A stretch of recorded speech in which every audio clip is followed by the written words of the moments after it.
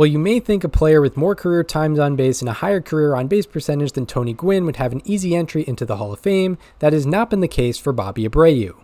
Abreu is in his 7th year on the BBWAA Hall of Fame ballot and has yet to eclipse 20% of the vote despite putting up numbers comparable to some of the game's greatest. While Bobby Abreu might not be the first player you think of when you think of a Hall of Famer, he is much more deserving than you may realize.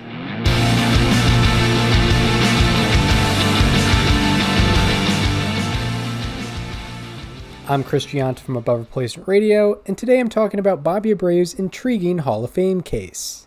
Bobby Abreu made his MLB debut in 1996 and retired in 2014, playing for the Houston Astros, Philadelphia Phillies, New York Yankees, Los Angeles Angels, Los Angeles Dodgers, and New York Mets in his 19-year career. He tallied just over 10,000 plate appearances and slashed .291, .395, .475 for an .870 OPS and .128 OPS+. He totaled 2,470 hits, 574 doubles, 288 home runs, 400 stolen bases, and 1,476 walks. While not all of these numbers might stick out on their own, very few players have had a combination of stats like his. First of all, among the 87 hitters with 10,000 plus plate appearances, Abreu's career on-base percentage ranks 16th.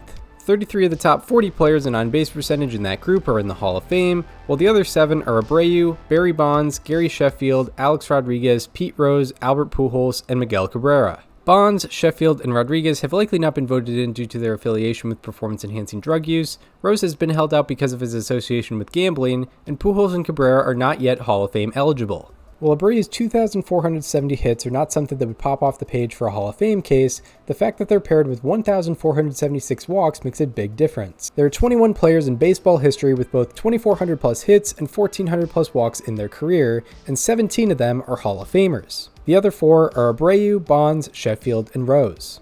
Along with getting on base effectively, he made a very quality impact on the base paths. When you add the filter of 400 plus stolen bases to that previous list, there are only 5 players, with them being Abreu, Bonds, Eddie Collins, Rickey Henderson, and Joe Morgan. All Hall of Famers except Abreu and Bonds. While he got on base and stole bases, he provided some additional power. He was not among the game's top home run hitters at the time, but he was not strictly a contact hitter like Tony Gwynn, Wade Boggs, or Ichiro Suzuki. Abreu is one of 42 players to tally 900 plus extra base hits and 3,900 plus times on base. 33 of those 42 are Hall of Famers, while the other 9 are Abreu, Bonds, Rose, Sheffield, Pujols, Miguel Cabrera, Manny Ramirez, Rafael Palmeiro, and Alex Rodriguez. The final 4 have largely been voted against due to their affiliation with performance-enhancing drug use. While career totals are often celebrated, they do not always tell the best story. Sometimes they are collected largely because a player played for a long time, but not necessarily because they were a dominant player. A lot of Hall of Fame voters value how players performed in their prime more than the career totals they gathered. Luckily for Abreu, he had a very good prime.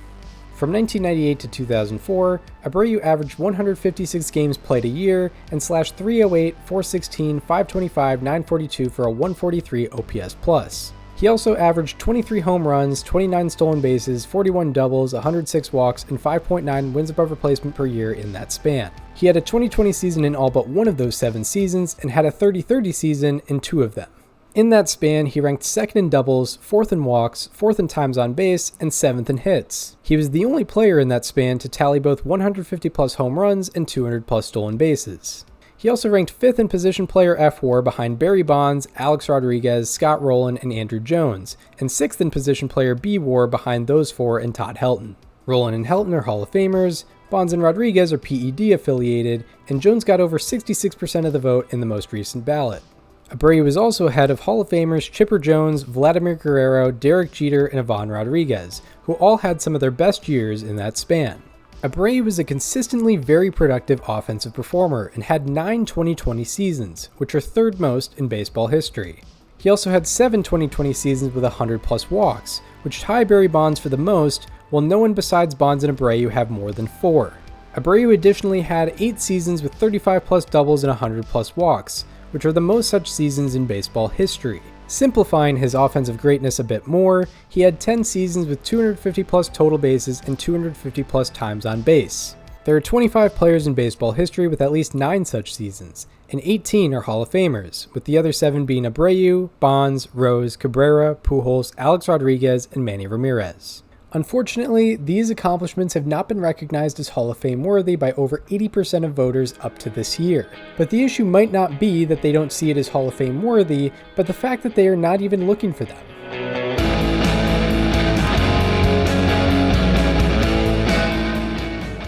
Bobby Abreu is not your classic Hall of Famer. He doesn't have the aesthetic. He didn't have overly impressive tools. He doesn't have the hardware. He doesn't have the traditionally celebrated milestones. That's a lot of the reason why most people's natural reaction to Bobby Abreu in this context is automatically that he is not a Hall of Famer. It's not until you look a little deeper that you realize just how good he was. When evaluating position players for their entry into Cooperstown, people typically look at hits and home runs first. 3,000 hits and/or 500 home runs is basically an automatic ticket into the Hall of Fame. Abreu had just under 2,500 hits and just under 300 home runs. A lifetime 300 hitter also attracts attention, as among the 32 all-time players with 10,000 plus plate appearances and a batting average of at least 300, 30 of them are Hall of Famers, with Pete Rose and Miguel Cabrera being the other two. However, Abreu hit .291, coming up just a bit short on a traditional mark once again. People may just look strictly at those numbers and dismiss his case because that's historically how players have been evaluated. But just because that's a popular method, it does not mean it is the correct one. We all know someone's hits total, but never their times on base total, despite times on base correlating to runs more than hits themselves. Looking at team data in 2025, times on base had a .83 R² correlation with runs scored, while hits had a .55. That means 83% of teams' run totals could be explained by the amount of times they got on base, while 55% could be explained by their amount of hits. Going back to the 2005 season, which was around the middle of Abreu's career, times on base was at .68, while hits was at .58, closer than today, but times on base was still comfortably ahead. Switching over to the rate stats, on-base percentage was at .61 compared to the .49 R² correlation of batting average in 2005. In 2025, it was .79 to .54 in favor of on-base percentage. If times on base and on-base percentage correlate to run production for teams more than hits and batting average, times on base and on-base percentage should also be valued more for individuals. However, even today, hits and batting average are given much more consideration by Hall of Fame voters. Even if that's not verbally expressed, it's shown in their voting patterns. Another bias against Abreu is the lack of award recognition throughout his career. He earned 1 Silver Slugger and 1 Gold Glove award and never finished in the top 10 in the MVP vote. Even decades later, it does make decent sense, as he finished top 10 in his league in B-WAR among all players just once, where he finished 9th in 1999.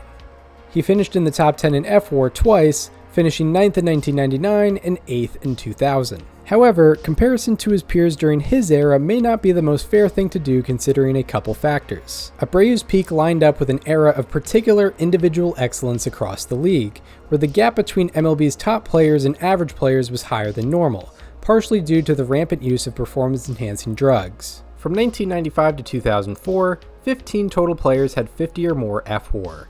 In the previous 10-year span from 1985 to 1994, only 5 total players reached that mark, and in the 10-year span from 2005 to 2014, only 3 total players had 50 plus F-WAR. This is to say that there was more excellence during Abreu's time than the eras surrounding his. This makes it easier for Abreu to get lost in the shuffle. Looking at his 7-year peak from 1998 to 2004, this is where he ranked in the National League in F-WAR in each of those years, and where his F-WAR in those seasons would rank in the 2025 season.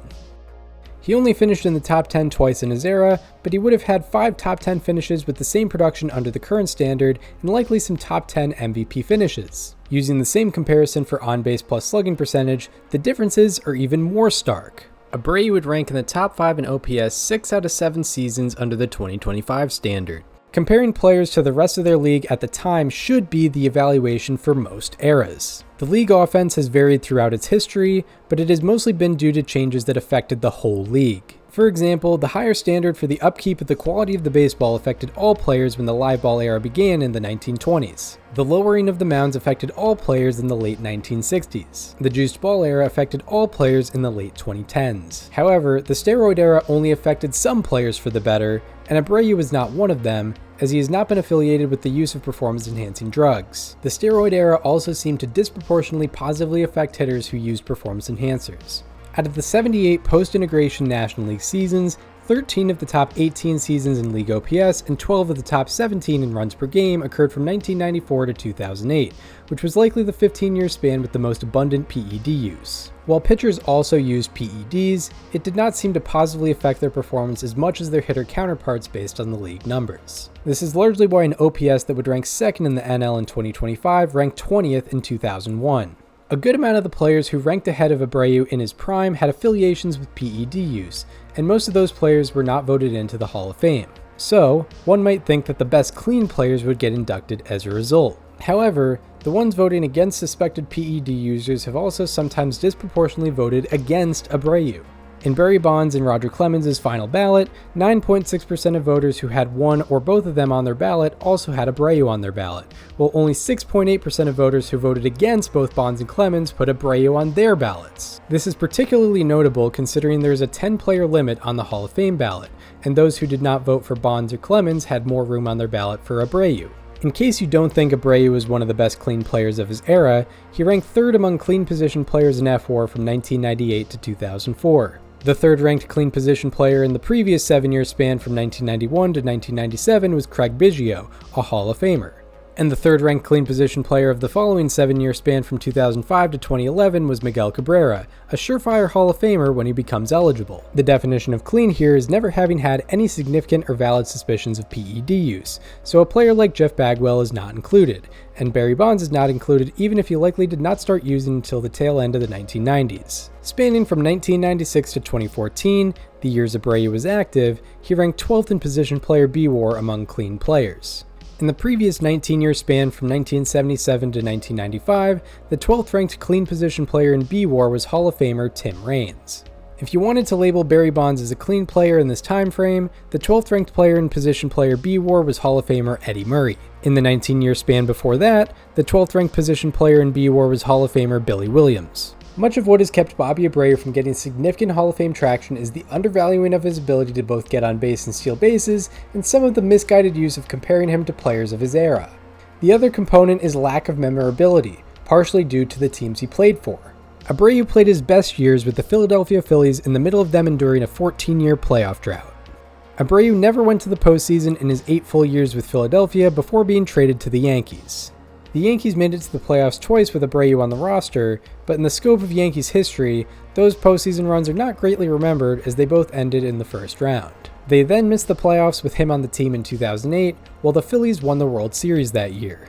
Abreu then went to the Angels for 3 full seasons, where they made the playoffs once in 2009, falling short of the World Series. It's not as if Abreu contributed to the downfall of the teams he played for. It just so happened his teams reached peak form before he arrived or after he left. Abreu could have easily played a role similar to Pat Burrell's on the 2008 Phillies or Nick Swisher's on the 2009 Yankees, along with his impressive career numbers. Had he been in New York an extra year, or Philadelphia an additional couple seasons, voters could grasp onto a specific meaningful moment he could have potentially had to push him over the edge. Abreu also does not have the attraction of a player who spent his entire career with one team, like Derek Jeter, Joe Mauer, Jeff Bagwell, Edgar Martinez, or Craig Biggio. It's a very minor factor, but it likely could play a factor nonetheless. A game did not ever pause because of a milestone Bobby Abreu accomplished. He did not have a walk-off in the playoffs. He did not hoist a World Series trophy in his career, nor did he have a retirement tour. But that's not always what makes a Hall of Famer. Sometimes, greatness is not made obvious for any multitude of reasons. Whether Bobby Abreu's greatness is transparent or not, it is present, and it is up to the Hall of Fame voters to find it and make the right call.